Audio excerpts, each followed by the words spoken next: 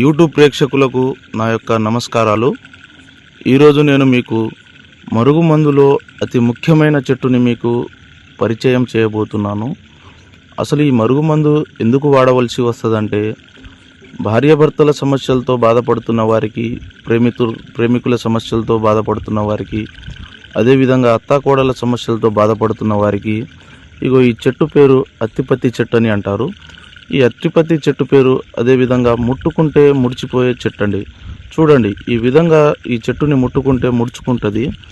ఈ చెట్టుతో తయారు చేసే మరుగుమందు తినే దాంట్లో కానీ, లేకపోతే వాళ్ళు వేసుకునే బట్టలకు కానీ, చెప్పులకు కానీ, శరీర భాగాన ఎక్కడైనా పూస్తే చాలండి. ఈ చెట్టు ఎలా అంటుకుంటుందో మనిషి కూడా అదేవిధంగా మనిషికి అంటుకొని పోతారండి. ఇది చాలా శక్తివంతమైన మరుగుమందు. చాలామంది మరుగుమందని ఏదో ఒక మందు పెట్టి సైడ్ ఎఫెక్ట్కి గురవుతున్నారు. తీసుకునే ముందు చాలా జాగ్రత్తగా తీసుకోండి. ఈ కాలంలో మరుగుమందు కేవలం మంచికే వాడాలి, చెడుకు మాత్రం ఉపయోగించకూడదు. కేవలం మంచికే వాడాలండి. ఈ మరుగుమందు పెట్టడానికి అవకాశం లేని ఎడల దూరం ఉన్న వ్యక్తిని కేవలం 7 రోజుల్లో ఫోటో వశీకరణం చేసి, అఘోర వశీకరణం ద్వారా వాళ్ళు ఎంతటి మొండివారినైనా మన వైపు వశపరుచుకోవచ్చు.